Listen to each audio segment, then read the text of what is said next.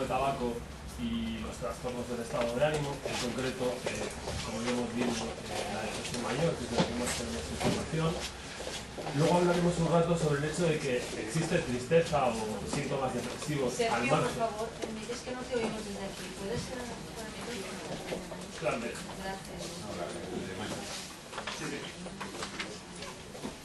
¿Veis ahora mejor? Sí.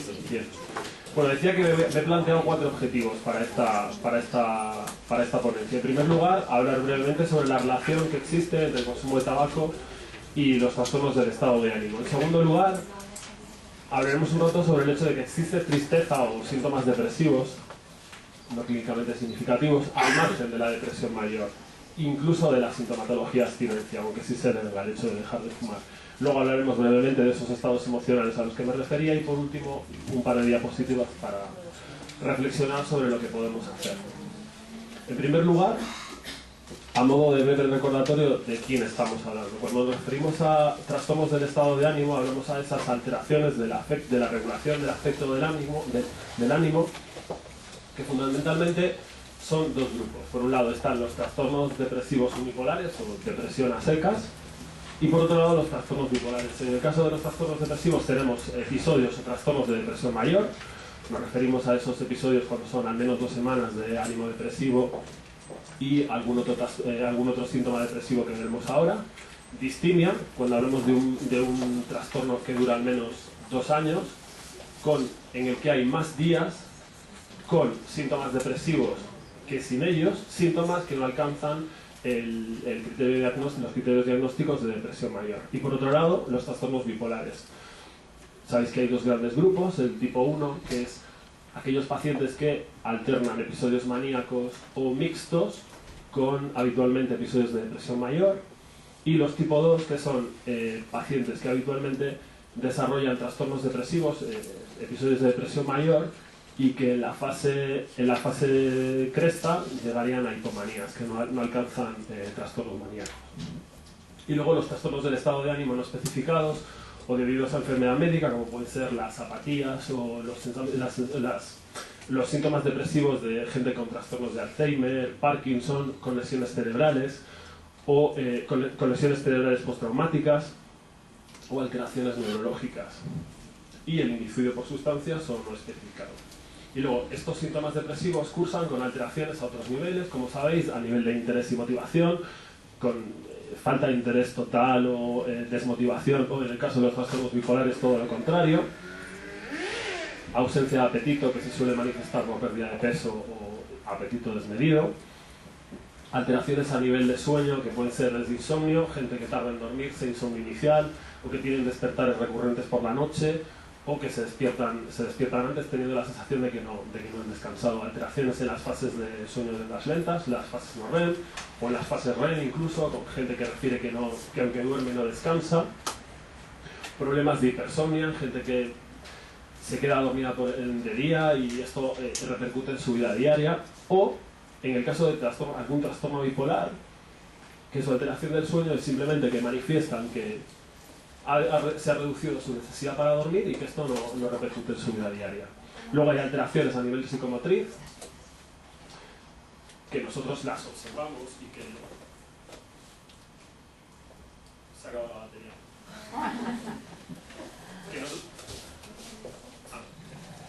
A ver, me voy a pegar mucho. ¿Así me veis atrás? Sí. Vale. Pues lo que decía era que esas alteraciones a nivel psicomotriz, que nosotros las observamos y que los pacientes las refieren, de disminución de la actividad física, refieren fatiga, o incluso en sus manifestaciones más extremas que pueden llegar a la catatonia. O, por otro lado, en el caso de algún trastorno bipolar, un incremento de esa actividad, agitación al hablar, un flujo desmedido de pensamientos, ¿verdad? Y todo esto que también influye a nivel cognitivo. Tenemos bradisiquia, que como sabéis es un enlentecimiento de los procesos de pensamiento. Observamos también en estos pacientes hiperprosexia interna, que es que centran su atención en sus estímulos internos, en sus estímulos negativos, en sus afectos negativos, y reducen la capacidad de atención de los estímulos externos, y que nos pasa al revés en el caso de algún trastorno bipolar. Problemas a nivel de concentración, capacidad de planificación, problemas a nivel de memoria a corto plazo, y en su extremo contrario, problemas de desinhibición o de impulsividad. Entonces, tenemos una serie de trastornos que tienen consecuencias a muchos niveles.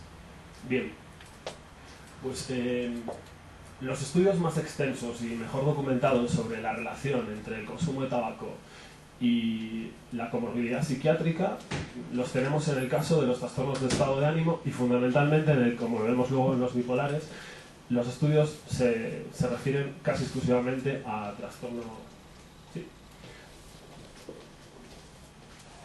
a depresivos. Entonces, a fecha de hoy sabemos que existe una asociación epidemiológica muy clara entre el consumo de tabaco y la depresión. Este es un estudio, estos datos que veis aquí son de uno de los estudios más conocidos de la Universidad de Columbia, Lidio Covey, que encuentran que entre los fumadores que solicitaban ayuda en este estudio había un 60% que manifestaban antecedentes de depresión mayor. Y esto correlacionaba con, por un lado, mayor probabilidad de ser dependientes, mayor grado de dependencia, ahora lo veremos en alguna gráfica, menores tasas de abandono y mayor proporción de recaídas, y un síndrome de abstinencia más intenso. Esta es una gráfica de otro estudio, ligeramente modificada de la original, en la que vemos, por un lado, como quienes refieren antecedentes de trastorno depresivo, la línea de color marrón de arriba, tienen mayor probabilidad de ser dependientes de la nicotina que los que no refieren antecedentes depresivos, que sería la línea azul de abajo. Y esto pasa para cualquier cantidad de tabaco fumada diariamente. Incluso los que están representados en el cero, que serían los fumadores no diarios, patrón menos frecuente, o incluso patrones de consumo de fines de semana, etc. Luego, la misma idea queda reflejada en este otro estudio. En el eje horizontal vemos la evolución temporal desde el año 96 hasta el 2006, y en el eje vertical el porcentaje de personas que fuman el primer cigarrillo del día en los primeros 5 minutos. Bueno, lo primero que vemos es que a medida que pasa el tiempo, el porcentaje aumenta, lo cual es lógico. La gente adquiere, desarrolla una dependencia o un fenómeno de tolerancia. Y el porcentaje de personas que necesitan fumar, que fuman ese cigarrillo en los primeros 5 minutos, aumenta. Segundo, que quienes fuman más de 20 cigarrillos al día tienden a hacerlo antes que los que fuman menos de 20 cigarrillos, lo cual también es lógico. Más cantidad de cigarrillos, más disponibilidad de nicotina, más probabilidades de desarrollar una dependencia de la nicotina. Y por último, claro, la presencia de trastorno depresivo, de antecedentes de trastorno depresivo, que son, es la de arriba, la marrón de arriba, incrementa la probabilidad de que esa persona fume el cigarrillo en los primeros 5 minutos.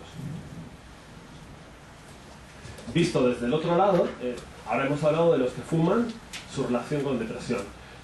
En el caso de las personas que tienen trastornos depresivos, vemos que fuman más, son más dependientes y refieren más sintomatología de abstinencia. Por otro lado, cuando tienen recaídas sintomáticas de su trastorno depresivo de base, fuman más. Y que además el consumo se relaciona, el abandono del consumo se relaciona con una mayor recurrencia de nuevos, con un aumento de la probabilidad de recurrencia de nuevos episodios depresivos. Es decir, que cuando dejen de fumar, desarrollen un trastorno depresivo. Con respecto a la gravedad de la sintomatología de abstinencia, veis en esta gráfica la intensidad referida de la sintomatología de abstinencia en la primera semana en pacientes en verde con antecedentes de mayor depresión disorder, es decir, de trastorno por depresión mayor, o en azul los que no tienen antecedentes. Y que vemos que, excepto en el caso del aumento de apetito, que son básicamente similares, en el resto es mayor, refieren mayor sintomatología de abstinencia, mayor gravedad, en el caso de los que tienen antecedentes de depresión mayor, que los que no la tienen. Y por otro lado, que en el caso de ánimo depresivo, dificultad de concentración y ansiedad es significativamente más alta.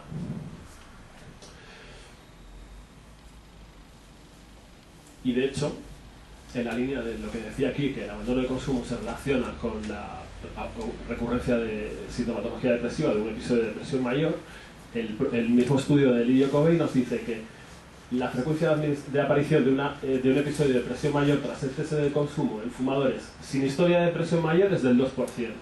Si ese paciente tiene historia de un episodio de depresión mayor previo, el porcentaje sube al 17%. Y en el caso de que esa persona haya tenido 2 o más episodios de depresión mayor, el porcentaje sube al 30%. En el mismo estudio, Lirio dice que una reducción brusca del consumo podría provocar un episodio depresivo. Y en algún otro estudio de Becoña dice que un simple esfuerzo por dejar de fumar podría llegar a desencadenar un episodio depresivo. Claro, esto nos puede llevar a hacer una asunción muy cauta y muy que trasluce de lo que dice aquí, es decir, que la gente cuando deja de fumar y tiene antecedentes de depresión, hay una alta probabilidad de que desarrollen un nuevo episodio de depresión mayor. Pero claro, la propia Lirio en su estudio, en la discusión, nos dice: ojo, esto es lo que hemos encontrado, pero hay que interpretarlo con mucha cautela porque de entrada no sabemos lo que pasa con los fumadores que siguen fumando, si tienen más depresión o si tienen menos. Entonces, este es un estudio desde 2012, canadiense, un estudio prospectivo desde el año 94, creo, y entonces en este estudio se ve lo siguiente. Una vez que ajustas los resultados por las posibles variables confusoras, se ve cómo esto es exfumador, heavy se refiere a de más de 20 cigarrillos, y estos son exfumadores de menos de 20 cigarrillos, nunca fumadores, fumadores actuales de menos de 20 cigarrillos y fumadores actuales de más de 20 cigarrillos. Pues fijaros, la última columna es la probabilidad de desarrollar un trastorno depresivo. En el caso de los exfumadores de más de 20 cigarrillos es de 1, y para los fumadores actuales de más de 20 cigarrillos el riesgo es de más de 3 veces. Es decir, aquí ya nos está diciendo, empezamos a ver datos que nos dicen que los fumadores, si siguen fumando, tienen 3 veces más probabilidades que los fumadores que siguen fumando tienen 3 veces más probabilidades de desarrollar un trastorno depresivo que si dejan de fumar. Y el mismo estudio... ¿Pero? Has dicho que si siguen fumando, es que no puedo... Claro, mira, Disculpa, el estudio dice que el riesgo, si el riesgo de los exfumadores de más de 20 cigarrillos es 1, es decir, exfumadores, riesgo 1, el riesgo de los fumadores actuales es 3 veces más, 3,3 veces más, y es significativo. Aquí vemos otra cosa, pero que luego os comentaré. Y en el mismo estudio, veis ahí que el riesgo disminuye a medida que pasa el tiempo. Fijaros, fumador actual de más de 20 cigarrillos, exfumador, primero a quinto año, sexto a décimo, 11 a 15, 16 a 20 y 21. ¿Qué pasa? Entre el primer y el quinto año, la probabilidad de desarrollar un trastorno depresivo baja a la mitad. Y a partir del año 21 ha disminuido un 80%.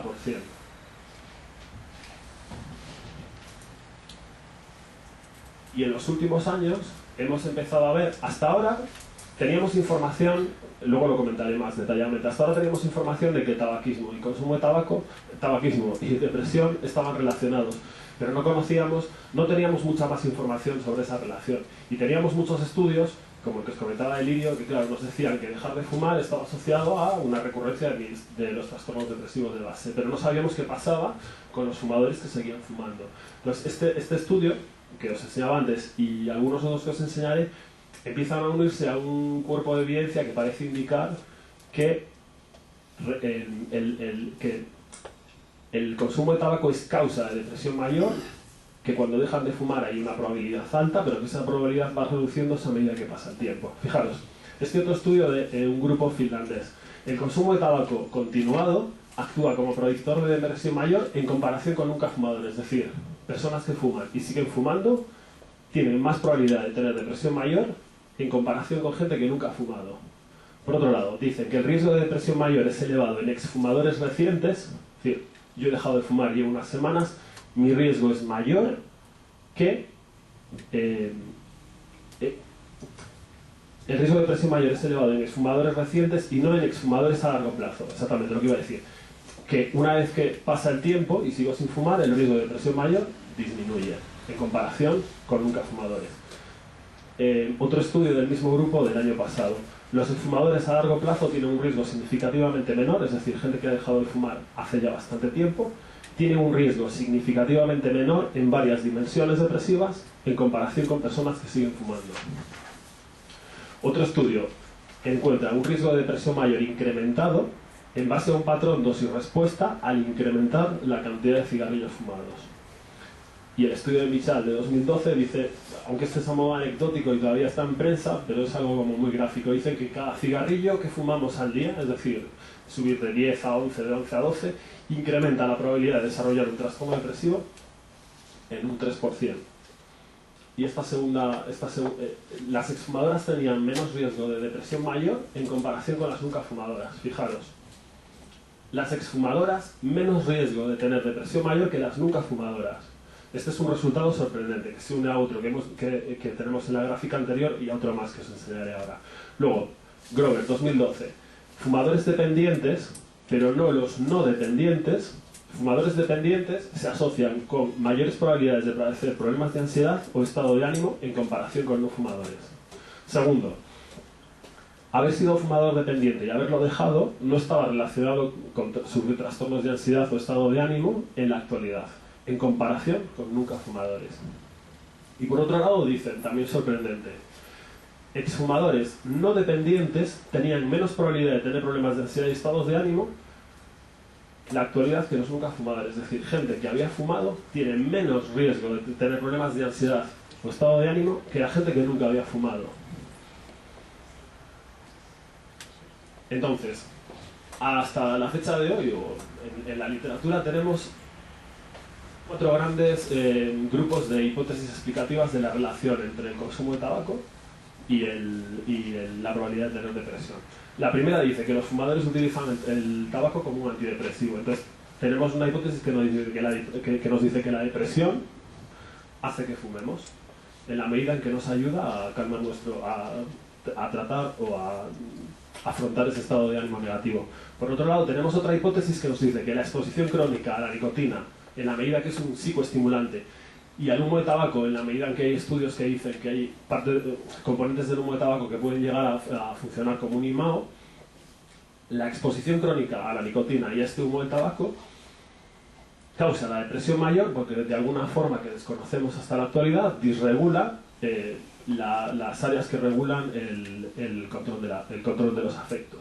Luego, otra hipótesis nos dice que la depresión mayor incrementa el riesgo de fumar y fumar incrementa el riesgo de depresión mayor en base a efectos recíprocos o bidireccionales que todavía se desconocen.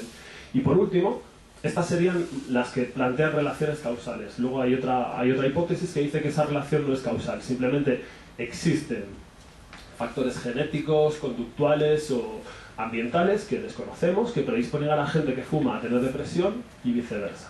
Entonces, claro, los estudios como este, que nos dicen que el porcentaje, el riesgo de tener depresión si dejo de fumar disminuyen, los que os he comentado, podrían ir en el sentido de confirmar la segunda hipótesis, es decir, que el consumo de tabaco causa la depresión, pues de alguna forma que todavía desconocemos. Lo cual no quiere decir que en el futuro se descubra que el efecto contrario, porque de hecho lo sabemos, que en alguna medida se utiliza el tabaco como antidepresivo, pero el caso es que todo este cuerpo de evidencia, todo este conjunto de datos parecen ir en el sentido de darle a la segunda hipótesis una importancia preponderante, es decir, que de alguna forma fumar es causa de depresión. Y luego vamos con esos resultados que os decía. Exfumadores no dependientes tienen menos probabilidad de tener depresión mayor que gente que nunca ha fumado. Dices, pero ¿cómo puede ser esto? Ellos lo explican diciendo que, claro, tú fumas en el patrón que hayas fumado y si has conseguido no desarrollar la dependencia, puede ser porque tienes características internas, llamémosle resiliencia o menos sensibilidad a la ansiedad, lo que sea, que hace que esas personas no se vuelvan dependientes. Y en el mismo sentido, iba este estudio del año 2011 que dice que las exfumadoras tenían menor riesgo de depresión mayor en comparación con las nunca fumadoras. Y en el mismo sentido iba el primer estudio, que si os fijáis, exfumadores de más de 20 cigarrillos, riesgo 1. Nunca fumadores, 1,7. es significativo por los pelos, que el intervalo inferior está en 1,1, pero es significativo. Claro, el problema es que aquí hablamos de, en los otros estudios hablaban de fumadores no dependientes. Entonces, bien, vale, dices, son personas que han fumado, no han desarrollado la dependencia, porque han sido resilientes o han desarrollado mecanismos de afrontamiento, los que sean, y han conseguido no desarrollar la depresión. Pero claro, aquí no estamos hablando de fumadores no dependientes. Aquí en la medida que estamos hablando de fumadores que fuman más de 20 cigarrillos al día, lo más probable, 20 cigarrillos al día, estamos hablando de gente que al 90% son dependientes de la nicotina. Entonces, este último resultado está ahí, y a ver qué nos depara el resto de los estudios que vayan surgiendo.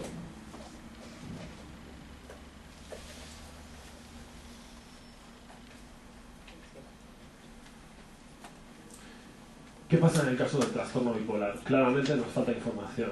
La cantidad de estudios que hay para los trastornos depresivos no los tenemos para los bipolares, y son gente con un pronóstico similar o incluso peor.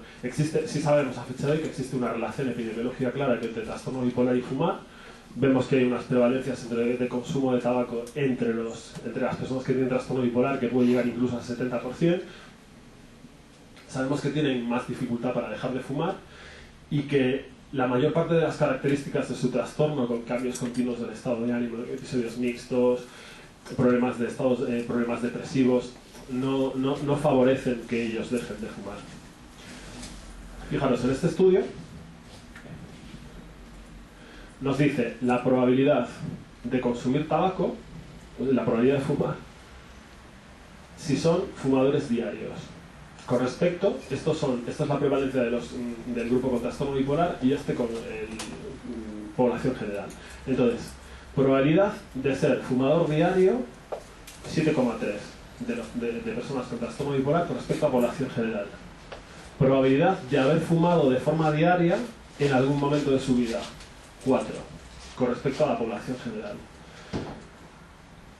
Probabilidad de haberlo dejado habiendo sido fumador diario en algún momento, 0,15, es decir, un 75% menos que la población general. Probabilidad de ser fumador de 30 o más cigarrillos al día, 2,2, es decir, el doble de la población general. Luego, en este otro estudio americano de 2010, fijaros aquí abajo, lo veis, trastorno bipolar. La prevalencia de consumo diario, es decir, el porcentaje de población con trastornos bipolares que fuman en la actualidad en Estados Unidos, 68,8. Porcentaje de población con trastorno bipolar que han fumado en algún momento, 82,5. Y tasa de abandono, es decir, estos son fumadores actuales, fumadores en algún momento. Nos faltaría aquí en el medio la columna de exfumadores, que sería estos menos estos. Entonces, el porcentaje de abandonos es del 16,6. Con respecto a la población general sana, vemos que puede estar alrededor del 40%, o sea, es gente que fuma más y sabemos que tiene menos tasas de abandono. Pero claro, volviendo a los síntomas depresivos, no todo lo que nos pasa en este sentido cuando dejamos de fumar, es decir, no toda manifestación de sintomatología depresiva cuando dejamos de fumar implica una depresión mayor, un trastorno o un episodio de depresión mayor. Y tampoco se puede explicar algunas cosas en base al síndrome de abstinencia. ¿Qué quiero decir? Que existen otras causas para esa sintomatología depresiva que nos ocurre durante las primeras semanas. Lo que es depresión, está claro.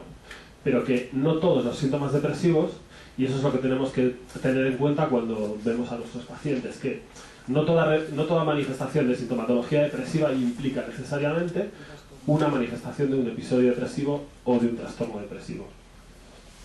Existen otras causas, por ejemplo, la falta de nicotina, en la medida en que es un estimulante, puede provocar síntomas depresivos. Ayer hablándolo con Javier, me decía que entre los consumidores de 150 miligramos de cafeína, población general, entre los que toman una dosis de 150 miligramos al día, que viene a ser el equivalente a 2 cafés, un sexto, es decir, un 16, algo por cien, muestran síntomas depresivos detectables en el BDI. Es decir, que y la nicotina es otro psicoestimulante. Entonces es esperable que por la falta de nicotina aparezcan estos síntomas depresivos. De hecho, esta sería la única causa que podría explicarse en base al síndrome de abstinencia, que no sea depresión mayor. Luego, cualquier intento de extinguir una conducta arraigada a la que se había producido un cierto acostumbramiento, ellos pueden vivenciarlo como una pérdida, como un duelo, luego veremos qué pasa y qué se hace. Por otro lado, las conductas de evitación, el control estimular del que hablamos en las sesiones, pueden dar lugar a vacíos insospechados en la medida en que si yo le digo a mis pacientes que cuando dejan de fumar durante las primeras semanas eviten las situaciones en las que antes solían fumar, pues si le digo que deje de ir a tomar el vino a las 8 de la tarde, que era como el momento en el que acababa el día, acababa de trabajar, dejaba las preocupaciones al margen, es esperable que esa persona lo note, porque aparte está haciendo un esfuerzo añadido y si de entrada ya le quitas una de sus actividades gratificantes, es esperable, es entendible que aparezcan esos vacíos que provocan una cierta sensación de desánimo o de tristeza que no implica una depresión, pero que están ahí y que hay que trabajarlos.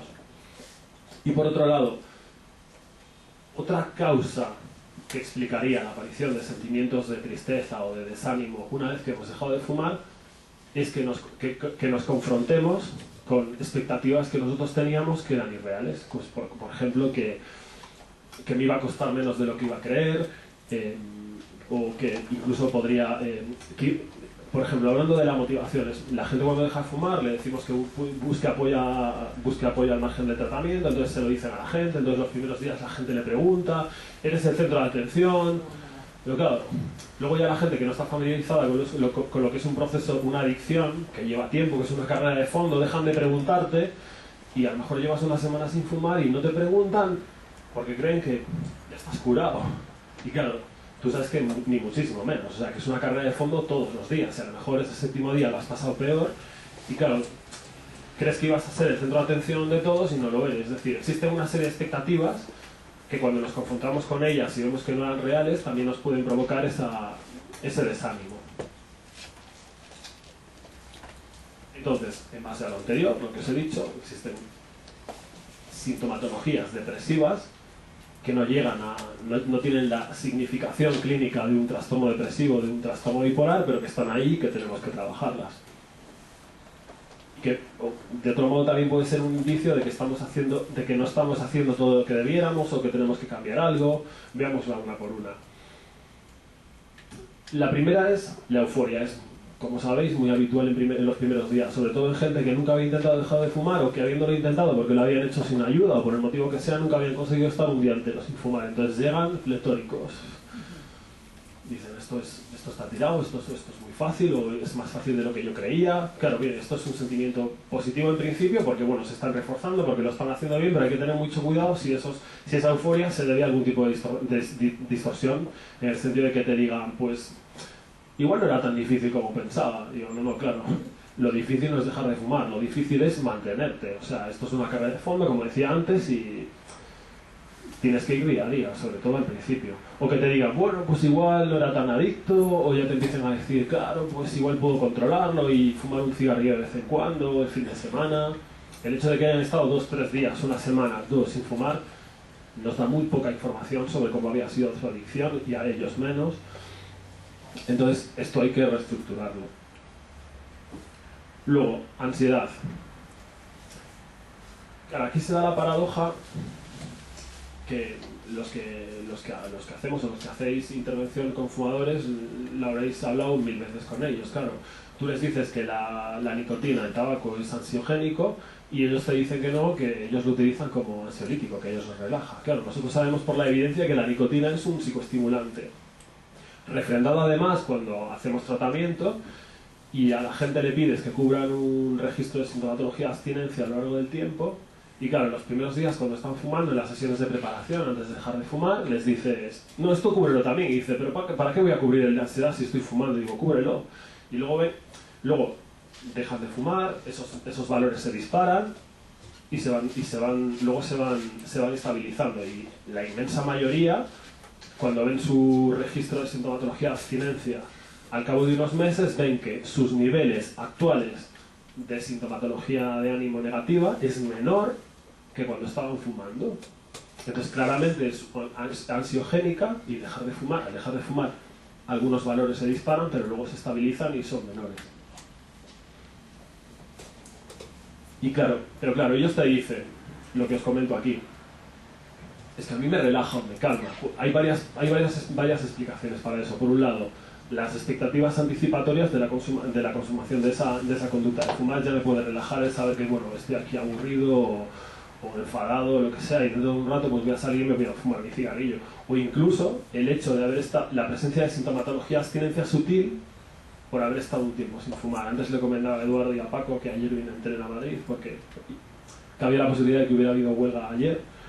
Y claro, yo solo me daba cuenta que el tren estaba parado en una estación porque de repente me olía a tabaco, que iba con los cascos. Claro, entonces había gente que salía afuera a fumar.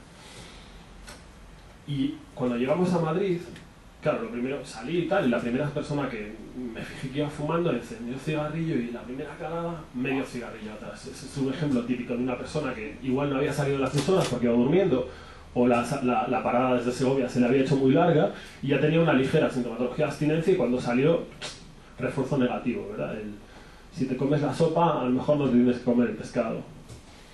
Luego, el consumo de tabaco se utiliza como técnica distractora, en el sentido de que fumar ese cigarrillo nos ayuda a evadirnos momentáneamente de una situación de estrés o ansiedad, y que los que no fumamos, pues cuando nos enfrentamos a esa situación tenemos otro mecanismo, pero claro, el fumador tiene ahí un mecanismo perfectamente reforzado a lo largo del tiempo que utiliza, que le sirve y que lo va a echar de menos.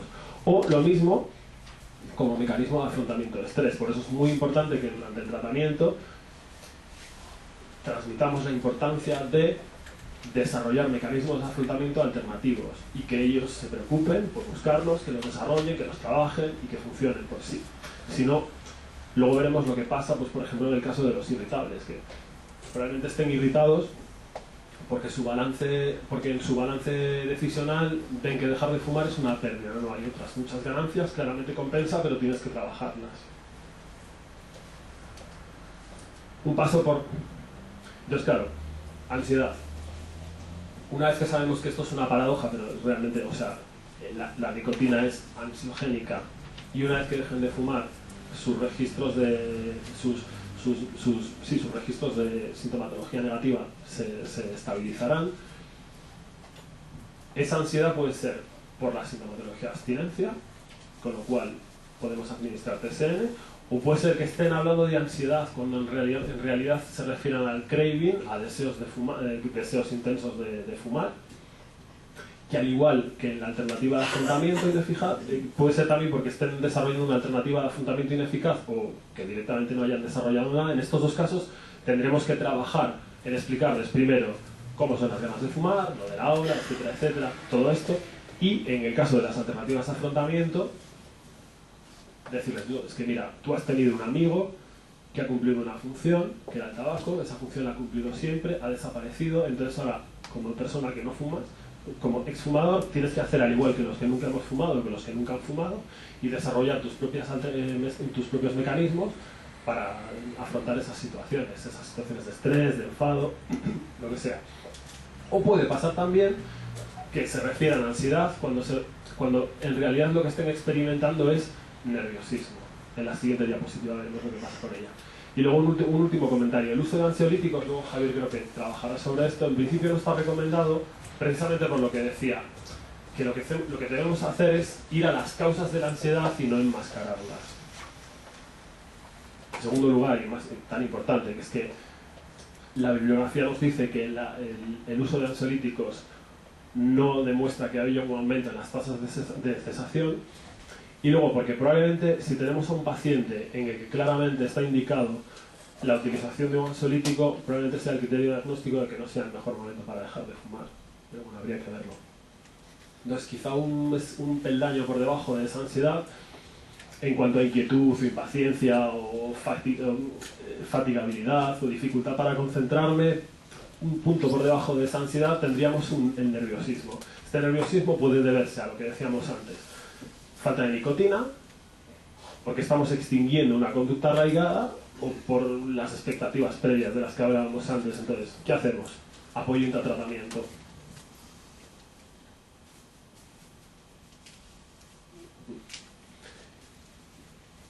que estén utilizando bebidas excitantes, que puede ser el caso también. Hay veces que nos vamos directamente a cosas más graves y realmente pues era que simplemente han estado tomando más café o simplemente estaban tomando el mismo.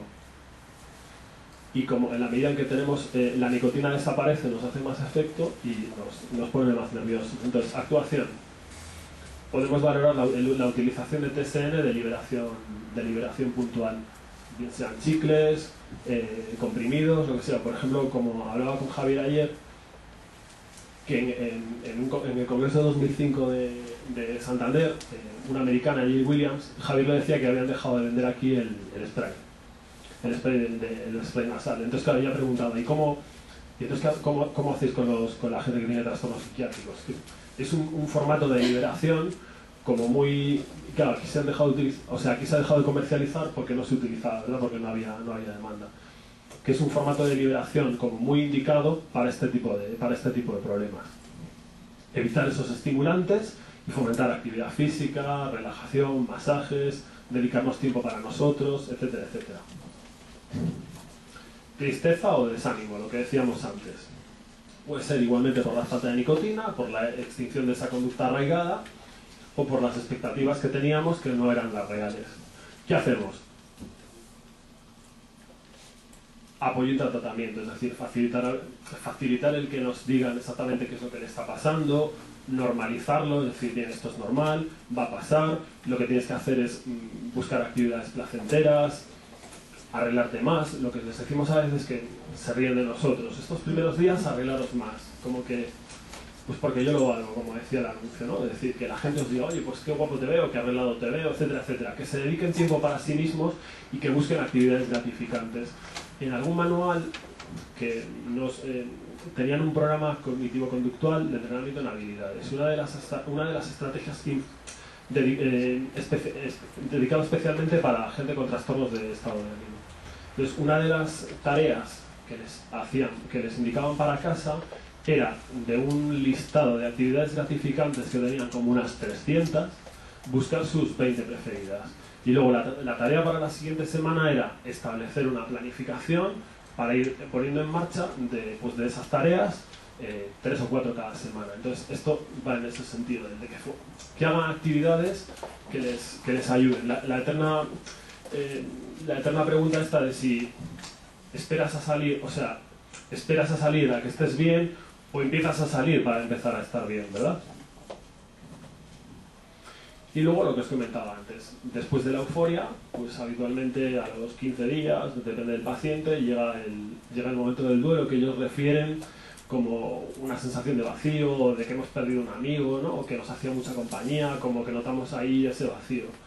La actuación es simplemente normalizar ese estado de ánimo, es normal, la gente deja de preguntarte, baja la motivación, controlas el día a día, pero empiezan a aparecer otros problemas que quizás no habían aparecido y te encuentras más triste o has discutido en el trabajo, lo que sea. Buscar maneras de recompensarse, pues en el sentido de lo que decimos a veces en el tratamiento. Bueno, ahora que va a ser un mes, creo que queremos que empecéis a pensar pues en qué os vais a regalar o lo que sea con el dinero que estáis guardando, si lo están guardando, por ejemplo. Y, claro, seguir su evolución, al igual que el resto de síntomas, para evitar que se cronifiquen. Y relacionado con la soledad o el aburrimiento, que sí suele estar más relacionado con patrones de consumo asociados a pues, soledad o aburrimiento. Le preguntas cuándo fue y te dice pues cuando estoy solo, cuando estoy aburrido, aunque la mayoría en algún punto, algunos de los cigarrillos, los que fuman más, algunos de esos cigarrillos por soledad o aburrimiento. Entonces, trabajar la funcionalidad del consumo, ayudando a planificar durante las primeras semanas lo que decía antes. Vale, pues vamos a planificar actividades alternativas que no te supongan un esfuerzo, un sacrificio. Vale, muy bien eso. Planificar alternativas, pero alternativas que le gusten, que no le supongan un sacrificio, ¿verdad? Y que le resulten gratificantes. Y, por último, irritabilidad. Es decir, que es un síntoma muy habitual. Quizá en esos pacientes que hacen intentos sin farmacología, menos controlados, entonces ves que es gente que viene y que al margen de que están irritables, les dicen, pero pues quizás este sea el momento que te han dicho que no querían farmacología y vengan sus compañeros y dicen, va, pues igual la voy a utilizar. Pero aparte de la falta de farmacología, que se puede remediar, puede deberse a otros motivos. Por un lado, frustración, pues no sé, si por ejemplo lo que os decía antes en el trabajo, si en el trabajo, pues yo qué sé, se ríen de ti porque por cualquier motivo o porque has dejado de fumar y es la tercera vez que lo intentas y ya te dicen, pues venga a ver cuánto duras esta semana. Quiero decir que hay algunas cosas que pueden generar esa sensación de frustración. O si vemos el proceso como pérdida, si nuestro balance decisional, pues los motivos para dejar de fumar pues o son del terapeuta solo, o son de mi pareja, o no los he elaborado mucho, o no los veo claros. Ahí hay que trabajar ese balance decisional para que esto deje de verse como una pérdida. En realidad, o sea, claramente no es una pérdida, pero por desgracia no todo el mundo lo tiene tan claro, porque no lo han trabajado por el motivo que sea, pero hay que trabajar en ese balance decisional. Fomentar el apoyo a este tratamiento, buscar apoyo, que nos recuerden en los momentos malos que lo estamos consiguiendo, que es un bache, pero que podemos salir. Estas estrategias de buscar un compañero que te dé consejos saludables en el sentido de que no te diga, pues fúmate un cigarrillo, que luego ya volverás a empezar. O sea, que sea gente a la que le digamos, oye, mira, estas semanas voy a estar mal, o lo que sea, y si te llamo, ayúdame, etcétera, etcétera. Y por supuesto evitar las situaciones que fomentan ese humor alterado. Entonces, para concluir, en el caso del trastorno depresivo, porque en el caso del trastorno bipolar no tenemos menos información y hemos visto que las tasas de abstinencia son más bajas, para la gente que fuma y para los fumadores con antecedentes de depresión, hay que decir que pueden dejar de fumar y que de hecho alcanzan tasas de abstinencia aceptables, en el sentido de que son similares o solo un poco peores a las de población en general. Por ejemplo, en este metaanálisis de estudios realizados en pacientes con antecedentes depresivos, vemos que las tasas de abstinencia son prácticamente similares. Es un metaanálisis, por eso veis rangos tan amplios. Habla de entre el 30 y el 70%, que no hay diferencias, es la clave. No hay diferencias entre antecedentes depresivos o no. Entre el 30 y el 70% al acabar el tratamiento, y evidentemente este baja al cabo de los 12 meses. O este otro estudio alemán que analiza 4.000 casi 100 fumadores, de los cuales hay unos 300 que tienen antecedentes de depresión mayor. Se ve que los pacientes depresivos tienen mayor número de sintomatología de abstinencia, o que refieren que esa sintomatología de abstinencia es más grave, que cumplen más frecuentemente los criterios de dependencia a la nicotina, pero que a largo plazo, es decir, 3 años después, presentan tasas de abstinencia similares a las de las personas que no tenían antecedentes depresivos. Volvemos a la gráfica de antes. Fijaros,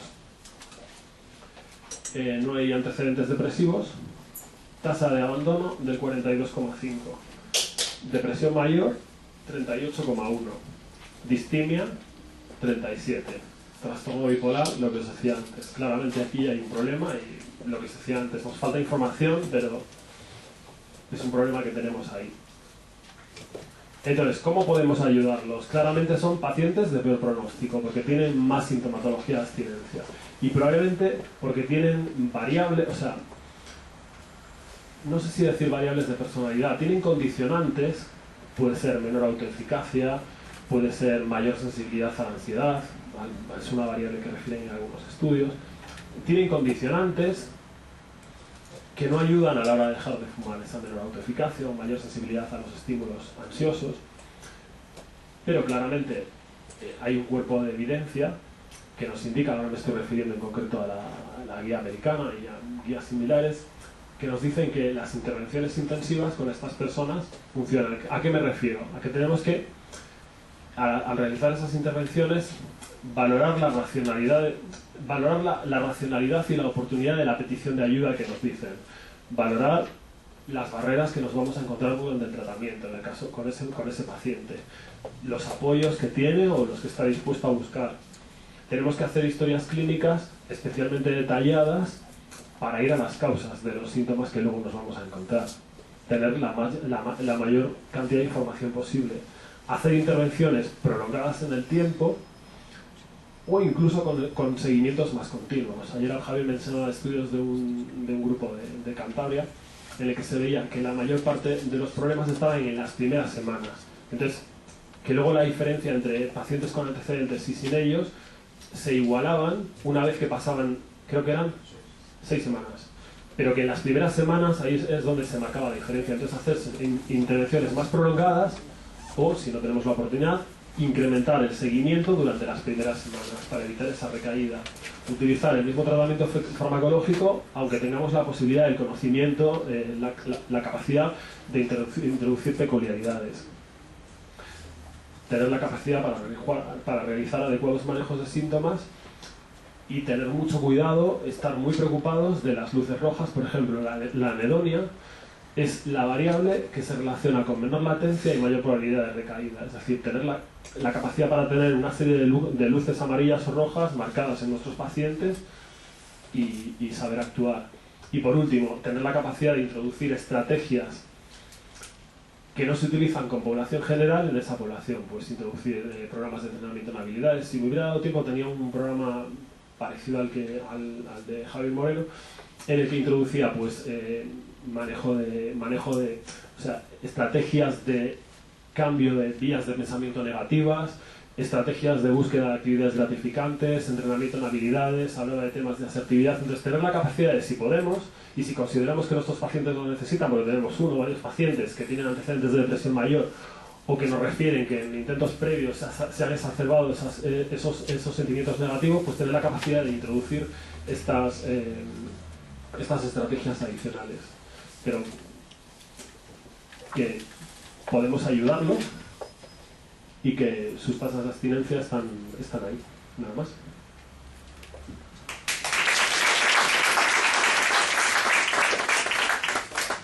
Ahora no sé si hay preguntas.